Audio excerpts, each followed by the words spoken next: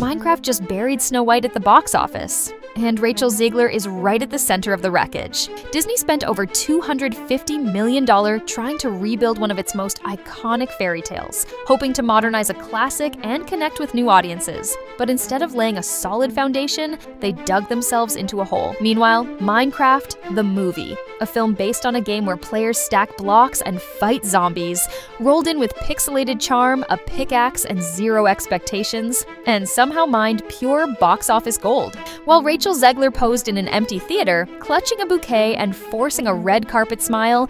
Please? For which movie?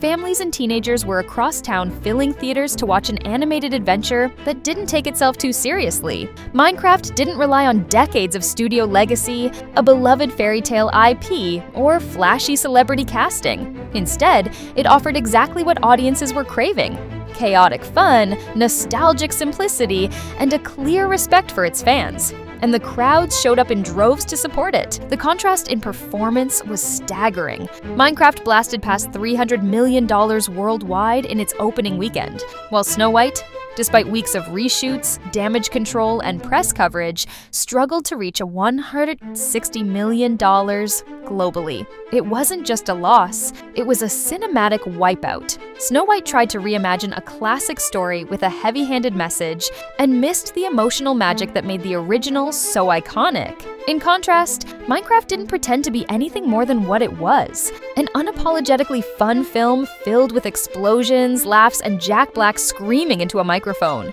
One movie swung a sword of empowerment and managed to grit itself in the foot. The other, it just mined some blocks, made the crowd laugh, and casually walked off with the crown. But the downfall of Snow White wasn't just about bad numbers, it was a cultural rejection. A reminder that moviegoers aren't searching for corporate morality tales dressed in fairy tale costumes. They want joy, not judgment. They crave nostalgia, not forced narratives. And unfortunately for Rachel Zegler, she became the face of everything audiences are tired of seeing. I was scared of the original cartoon. I think I watched it once and then I never picked it up again. Was terrified of it. Never revisited Snow White again. Just a couple of years ago, Rachel was being positioned as the future of Hollywood. Her breakout performance in West Side Story, a role handpicked by Steven Spielberg himself, earned her praise across the board. She had the voice, the talent, the charm. She was seen as fresh, promising, and ready to carry a major franchise. Disney recognized that potential and quickly cast her in Snow White, hoping to reinvent the classic princess for a modern generation. It seemed like a smart choice. Rachel brought a younger, more diverse image to the role. She was Latina, which marked a bold shift from the original 1937 character. And Disney, in the middle of rebranding itself as a champion of inclusion, leaned into that decision. But what seemed like a casting triumph quickly turned into a PR nightmare. The problems didn't start when the movie came out. They began with the interviews. Early on, Rachel's tone raised eyebrows. In one appearance, she casually dismissed the original Snow White as outdated. You know, the original cartoon came out in 1937, and very evidently so. There's a big focus on her love story. With a guy who literally stalks her. Yeah. Weird. Super weird. So we didn't do that this time. So no prince, or a different kind of prince? We have a different approach to what I'm sure a lot of people will assume is a love story just because, like, we cast a guy in the movie. Right. Andrew Burnap, great dude. Yeah. It's one of those things that I think everyone's going to have their assumptions about what it's actually going to be, but it's really not about the love story at all, which is really, really wonderful. And whether or not she finds love along the way is anybody's guess until 2024.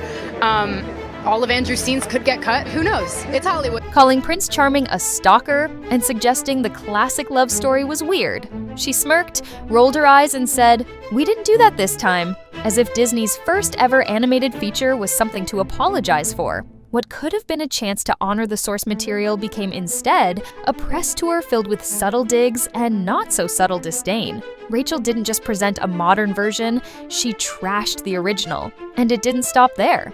In another moment, she declared that love stories weren't empowering, hinted the prince might not even be in the film, and flat out said that if people didn't like it, they weren't the target audience. For viewers, this wasn't promotion. It felt like a scolding. Audiences began asking, if you hate the original story so much, why sign on to remake it? I think this girl does not deserve a feature-length film. You want to trash that legacy? That company that now Disney has screwed up the last 5 years trying to please a small percentage of minorities in America? Yeah, we're sick of it. So the more you do this, Disney, Zegler, whatever her name is, yes, this is exactly the backlash you're going to get from parents who have kids who are your customers. You're supposed to win parents over. You're talking to kids, the parents pay for the tickets. You have to be a dummy as a marketer. If I'm Bob Iger, you know what we're doing? Emergency meeting. We're putting Snow White on hold for 2 years, and guess what? Pay her a couple $1,000,000, go away. We're gonna bring another person to play this role because you just screwed this thing up. The marketing campaign quickly unraveled into a string of controversies. What was supposed to be excitement turned into confusion. Were we watching a Disney fairy tale or a filmed lecture? Unsurprisingly, the internet exploded. Fans who grew up loving Snow White took to TikTok, Reddit, and YouTube to question Rachel's motives.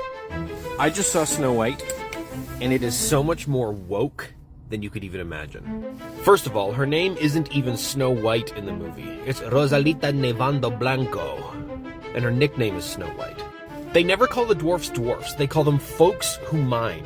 They never refer to Dopey as Dopey, they refer to him as person experiencing dopiness. The evil queen never says, who is the fairest of them all? She says, who is the most independent woman of all? The prince doesn't even kiss her to break the spell, he just respects her boundaries. I ain't got a good brain. I think you've got a fine brain, Jack. You make me happy. Her tone was clipped. Her facial expressions came across as smug. Stitch after stitch compared her interviews to the original film's charm, and the contrast couldn't have been more jarring. This wasn't about race or representation, it was about attitude, about walking into a legacy role with what looked like disdain, the smugness, the passive-aggressive commentary. And through it all, Disney said nothing. They didn't clarify the direction of the film. They didn't stand by her, nor did they push back. They just let the backlash grow unchecked. Go woke, go broke started trending again. And this time, Rachel Zegler had unintentionally become the poster child for it. But if Disney thought the storm would pass, they weren't ready for what came next. The Minecraft Beatdown. A movie based on blocky survival gameplay outperformed a fairy tale that once defined the entire Disney brand. While Snow White limped through its run, Minecraft soared. Packed theaters, teens in suits, kids screaming with excitement.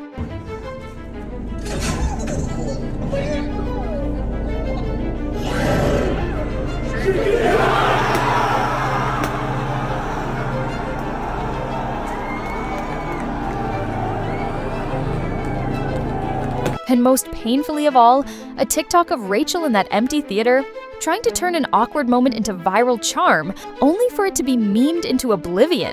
The ticket clerk didn't even recognize the movie she was there to see. Minecraft had none of the things studios think they need.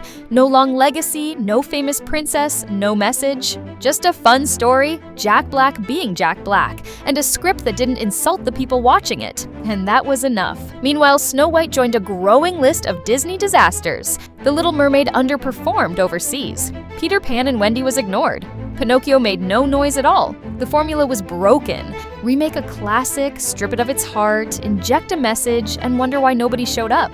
Disney stopped making movies and started making statements. But moviegoers don't want statements. They want stories. Instead, what they got felt like therapy sessions in disguise. And through it all, Rachel Zegler, fair or not, became the symbol of everything that wasn't working.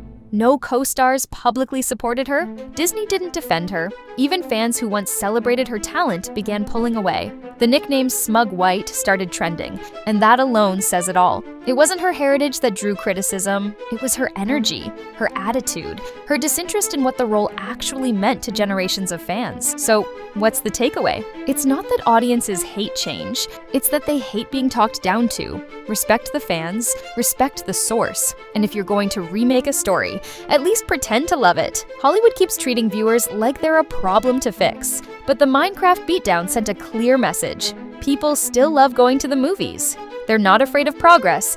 They're tired of propaganda. Give them joy, not judgment. and they'll show up. If Disney had kept the heart of Snow White, updated it with care, and cast someone who embraced the role with love instead of disdain, this could have been a billion-dollar hit. Instead, they gave us a viral disaster, a tone-deaf lecture, and an empty theater. And that's the real fairy tale gone wrong. So what do you think? Was Rachel Zegler unfairly blamed for Disney's failure? Or did she dig this hole herself? One interview at a time. Drop your thoughts in the comments. And hey, if you want more no-filter breakdowns of Hollywood's biggest meltdowns, don't forget to like, subscribe, and hit the bell. See you in the next one.